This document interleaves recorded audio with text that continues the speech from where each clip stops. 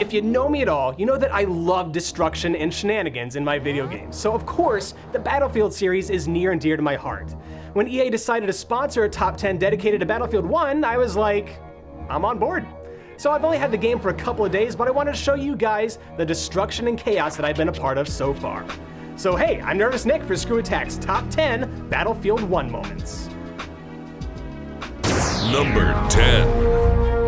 I'm usually not one for going sniper, but the Scout class has a nifty new toy this time around, the flare gun. You're supposed to use it to mark the positions of enemies for the rest of your team to see, but me, I just use it to set dudes on fire.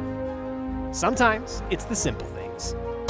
Number 9. Even though it takes place in a World War I setting, the planes in Battlefield 1 are arguably the best they've ever been.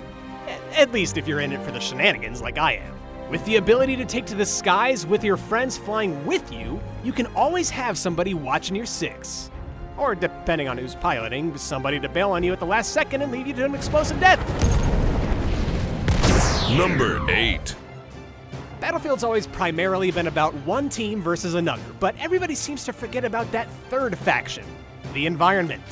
Dying to the elements on the map is a surefire way to feel like an idiot, but at least in my case, I found myself laughing about it more often than not.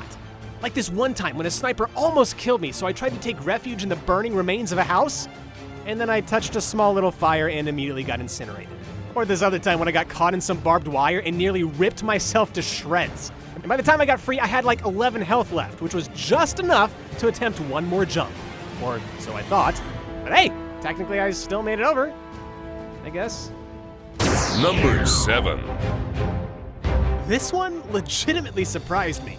Historically speaking, not many people really play Battlefield for the single-player campaign, but in Battlefield 1, I gotta say, I'm really into it. I have not gotten to play all 5 stories just yet, but my favorite mission so far pits you and your village against this train from hell. The only way you can damage this thing is by using the cannons scattered throughout your village. Every time you blast the train, it sounds that evil-sounding horn and comes straight for you.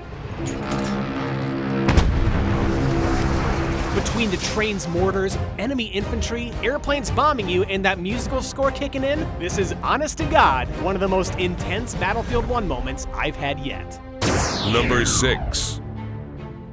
I, for one, am cool to go lone wolf in Battlefield, but it's no surprise that the real fun comes when you're playing with friends. Imagine then squatting up with the guys at GameAttack and taking on a server full of Rooster Teeth personalities. That one single match actually created several of the entries you'll see on this list, but I've gotta say, felt pretty good stomping on our buddies at Kinda Funny. We shot Nick Scarpino, blew up Greg Miller, shot Nick Scarpino again, and Tim Getty, Tim Geddes actually killed us, but the point remains, in Battlefield 1, we got to kill Kinda Funny. Number 5. There's so much stuff going on in every game of Conquest that you join, so somebody is bound to be in the wrong place at the wrong time. Like this guy, for example. All he wanted was a horse. All he got was a mortar directly to the head. Number 4. You could say that half the fun of Battlefield lies in the vehicles. In Battlefield 1, you can slash a dude's throat open while on horseback, which is cool, but my favorite mode of transportation is still the good old warplane. And no, not because they can fire bullets and drop bombs and stuff, but because they're basically airborne battering rams. It took me so many tries, but at long last, I finally managed to introduce an enemy player to the propeller end of my fighter plane. Just ignore the fact that his buddy revived him a second later and made my effort entirely pointless. Sometimes, it's all about the personal victories. Number 3.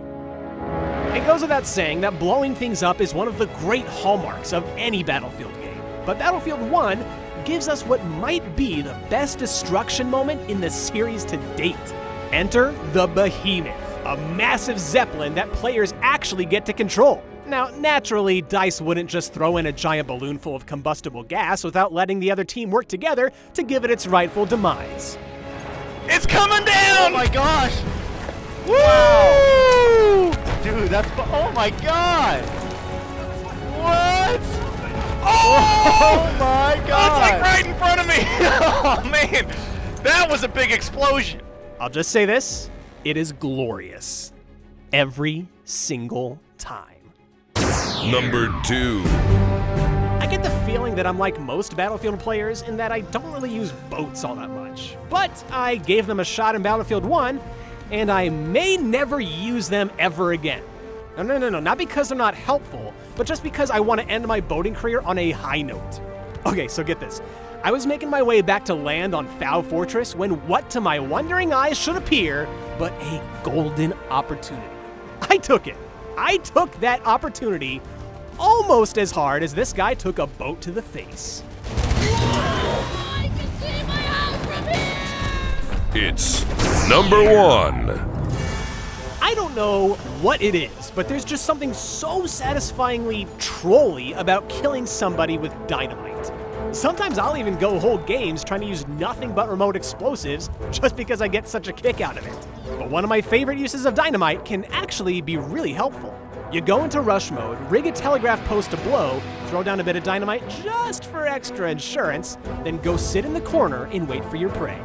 The instant somebody tries defusing that bomb, just push the plunger.